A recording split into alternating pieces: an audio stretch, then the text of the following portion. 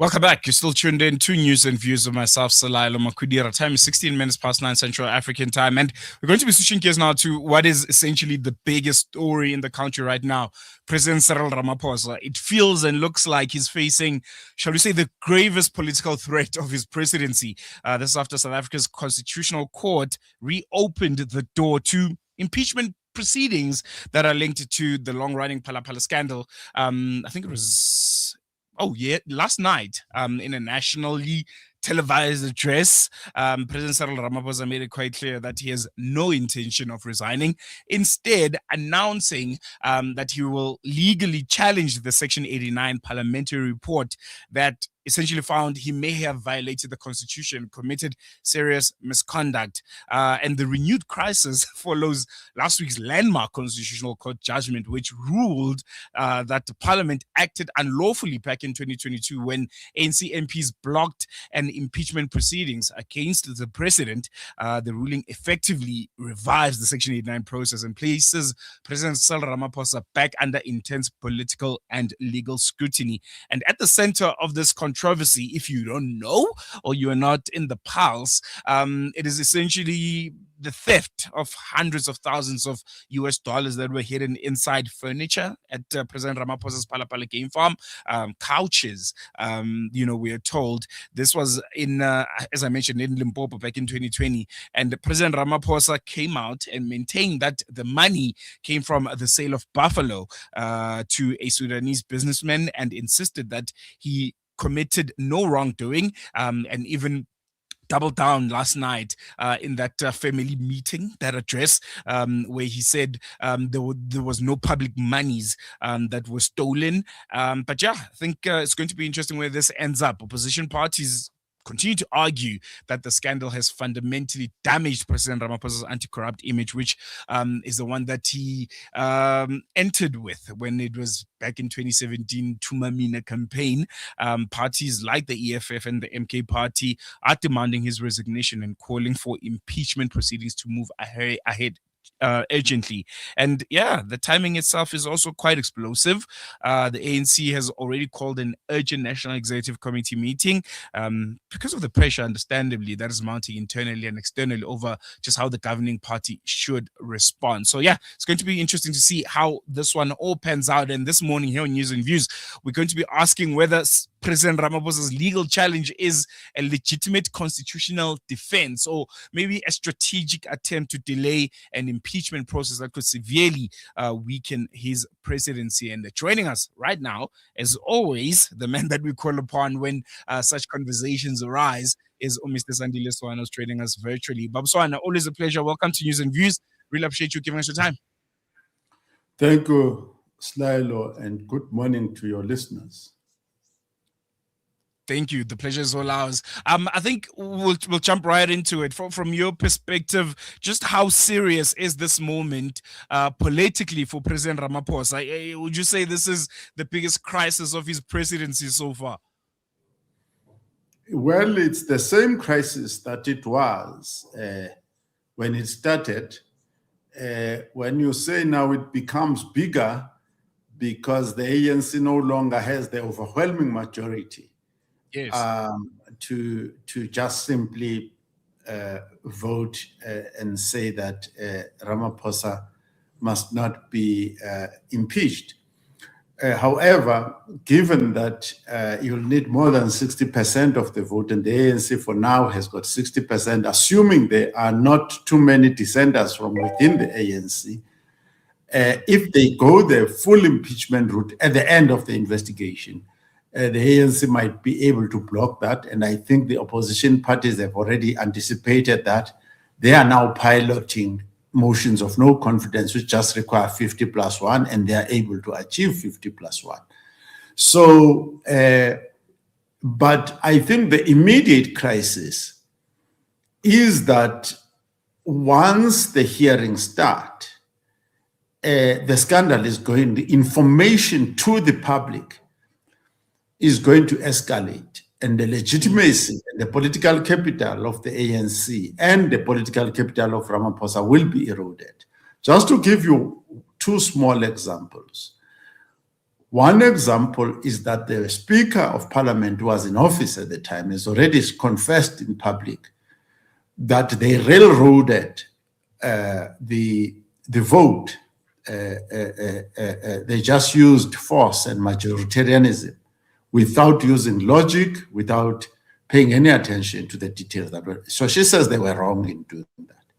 So that is the type of person who might be called to the hearing. Then you have Arthur Brown, I think his name is Arthur Brown, the former spy, who then says he was offered, it's Arthur Fraser, forgive me, yes. Arthur Fraser, who was offered 50 million apparently to quiet up, so to quiet down. So there might be many more now, especially as the ANC becomes weaker and Ramaphosa becomes weaker, who are quite able to say, I'm willing to testify. So I think that this is going to be as embarrassing as the Mazanga Commission to the police, but this time applying directly to the president. Very, very concerning. I want to touch on the address last night because it was really, really interesting. The president coming out saying, unequivocally so, he will not resign and instead plans to challenge the Section 89 report in court. What do you make of that strategy? And also, what do you make of reports that, in fact, he did or was planning to resign, but he was convinced otherwise by the top brass of the ANC? It's a pity that, we knew before the president spoke what he was going to say, because one of the biggest suspects to come out of the Zondo Commission, Gwede Mandashe, announced that, the president is innocent, all sorts of things like that. So we knew that the president is not going to resign. He said that Mandashe, that if, the impeachment will go ahead whether the president resigns or doesn't resign, etc., etc.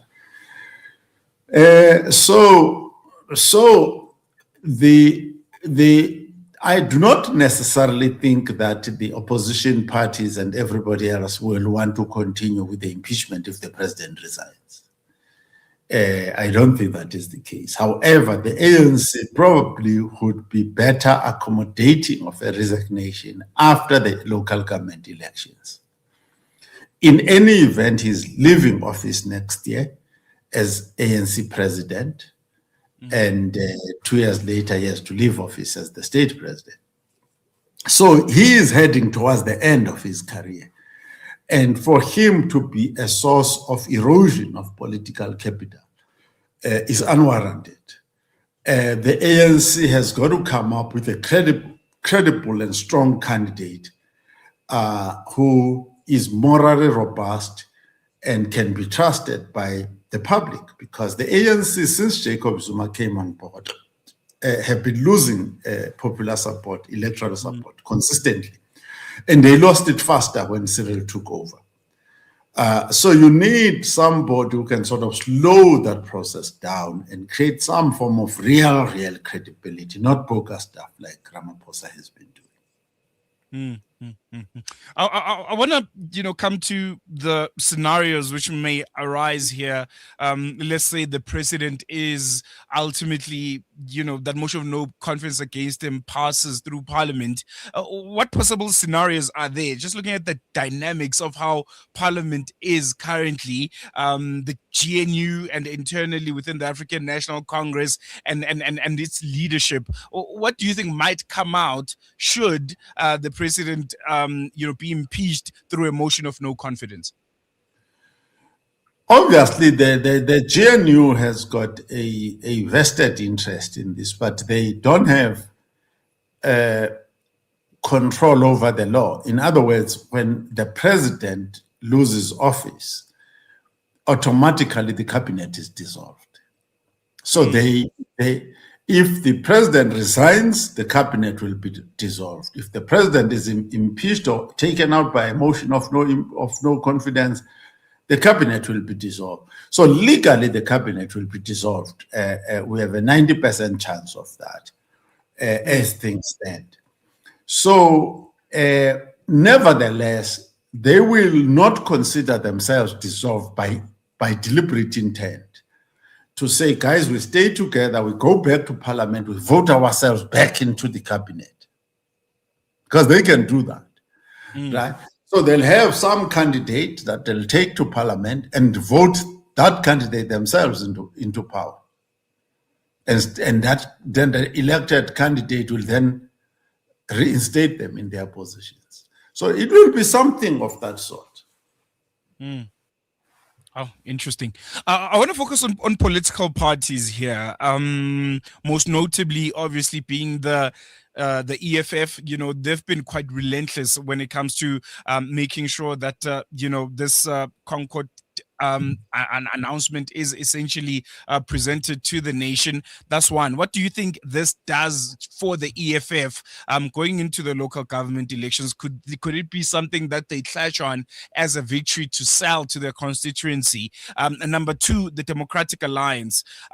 How do you see them navigating this reality, considering that they are a major partner of the GNU, and I think we can all agree, recently almost have lost their teeth since becoming part and parcel of government, or a major part of government.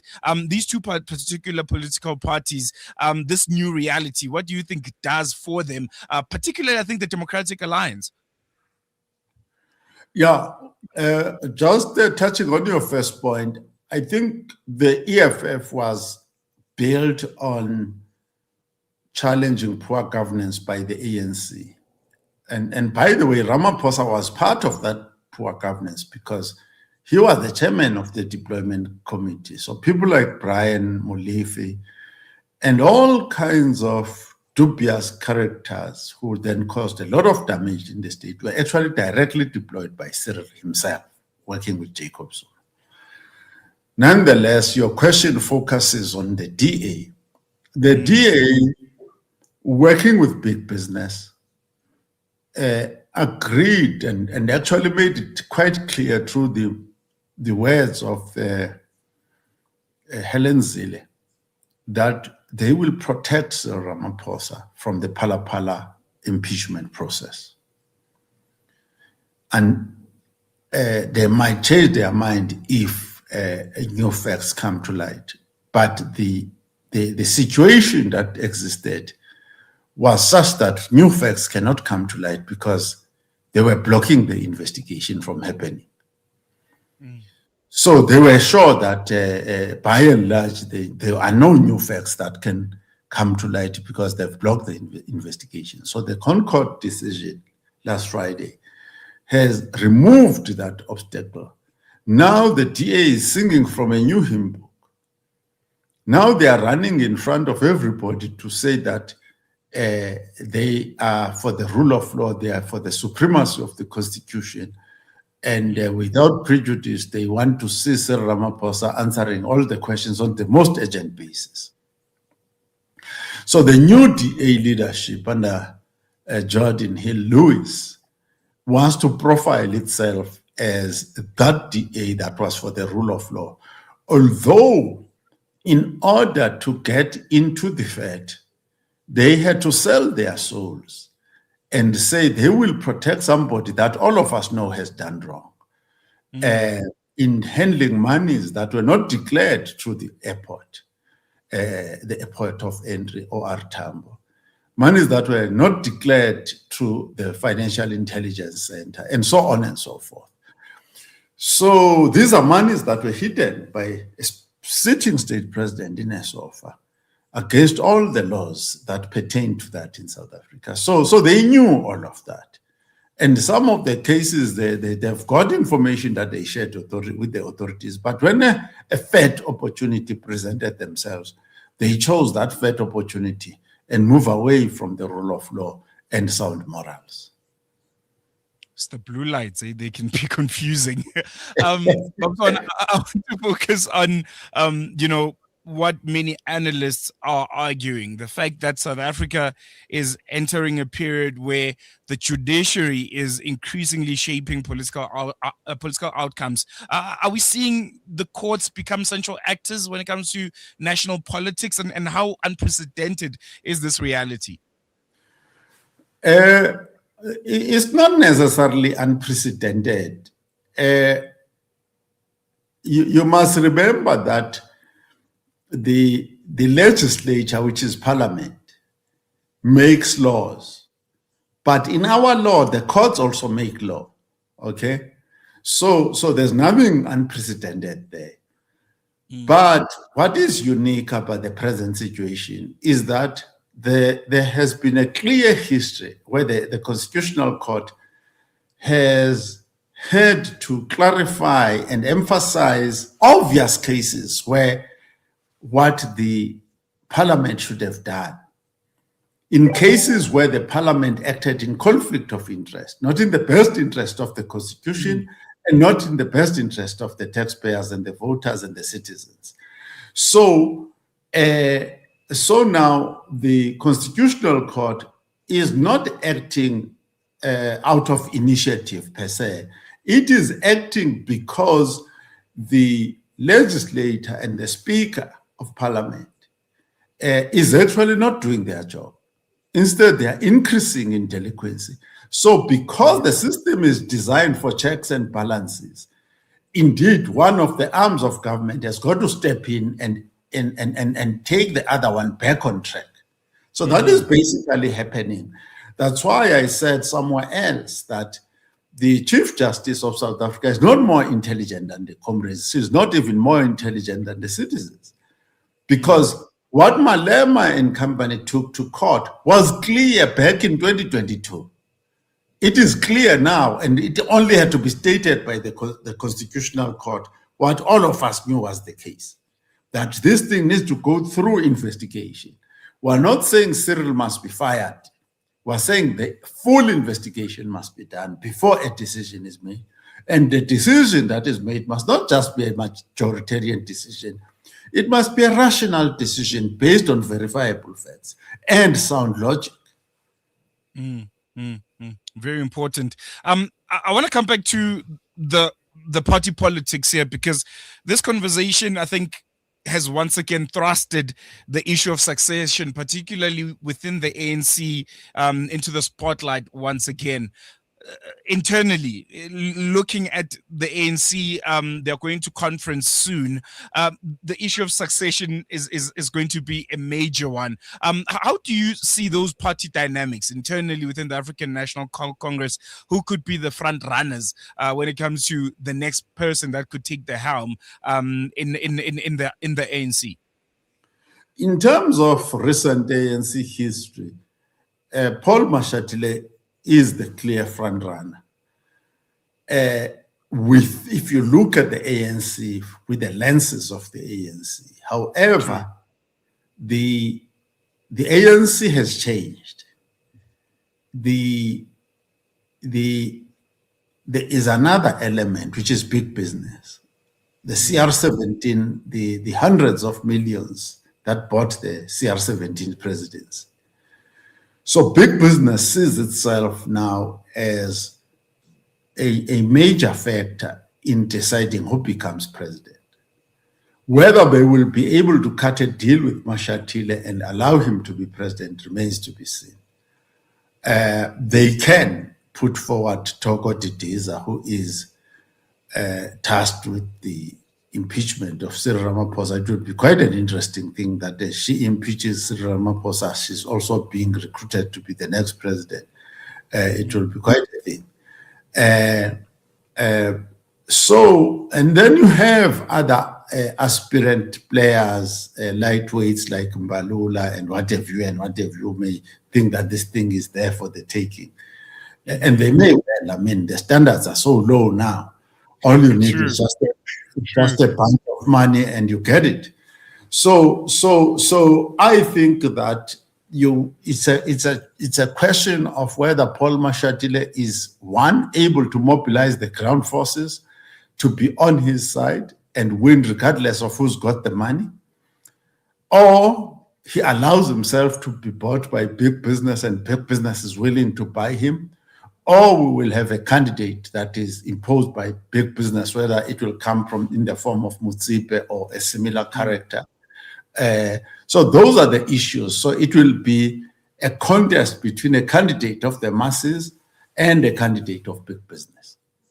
Very important to note. I'm sure you were, also tuned into that family meeting. I'm not sure how much of it is a meeting where one person speaks and everyone just listens.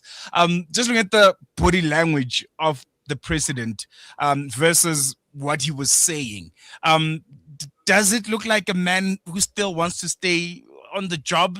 Does the president still look like he's interested in finishing his term as the president of the country, or his body language and what he says seem to be contradicting each other? At least that's what I gathered. I think that there is a discussion that was not disclosed, which is why you would have had a problem with the body language.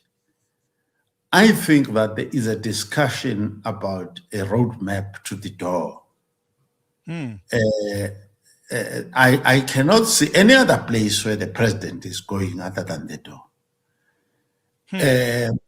So how far do you think that reality is, considering conference, as you said, not so far, and then there's still 2 more years in his presidency?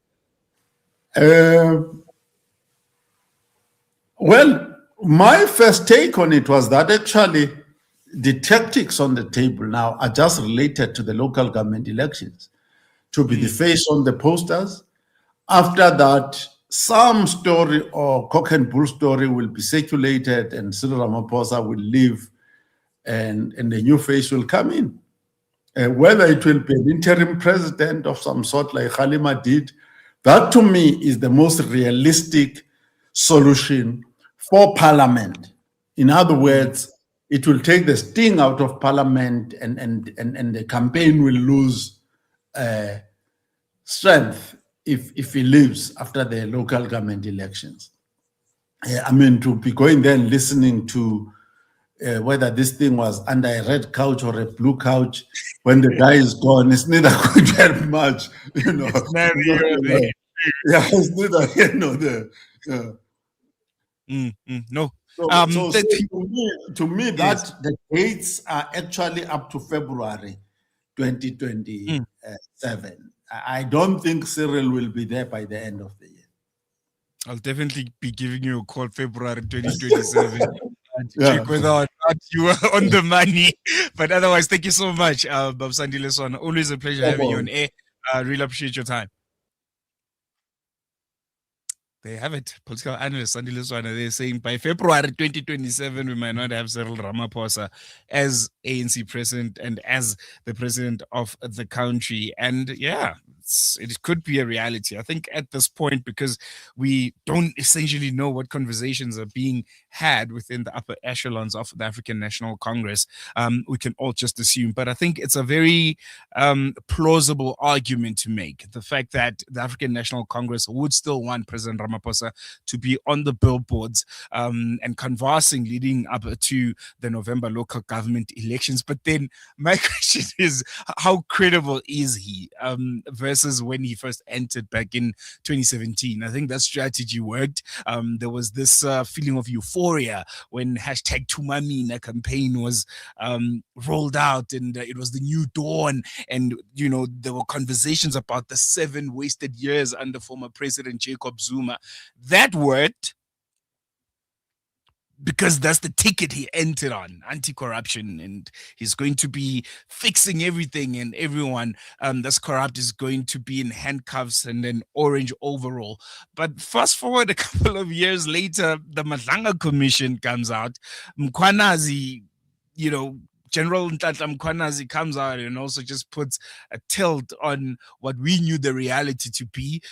The top structures of South Africa's policing services, all of them at this point, look like they were just a cartel. They were a mafia cartel dealing in drugs, stealing money, wasting state resources to protect criminals and to essentially destroy and dictate, what they were put in that position to be.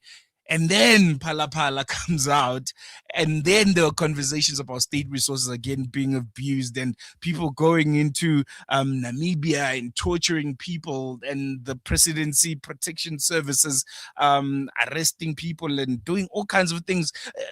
Does that still work as a strategy for the African National Congress, having President Ramaphosa right there on your billboard saying that's the face you should be trusting going into the local government elections? It's going to be interesting times. It's going to be interesting times. Engage with us. What do you think? Our studio line is 01168000355. On WhatsApp, 061 If you're watching that family meeting, that announcement engagement by President Cyril Ramaphosa, what did you make of his body language? Did he look like a man who still wants to stay on the job? Are you still confident that this guy is still full in? You know, he's not as a lot of millennials and Gen Z do, quiet quitting. Google that phrase, because for me at least, his body language seemed so disconnected to what he was saying. He was saying, you know, he's still determined to be the president of this country. You know, he's still very much, you know, happy to work in growing the economy of South Africa and root out corruption. But I'm like, Chief, your face tells a different story. And I think it boils down to what Sandile Swana mentioned there, that there are conversations that we don't know. There's probably a roadmap that's already you know, being designed for to ultimately leave, and he's looking at February 2027. So I think we'll wait with bated breaths and see if yet another ANC president won't finish their term at the helm of the biggest office in the country. Going to take a quick break. When we come back, News and Views continues.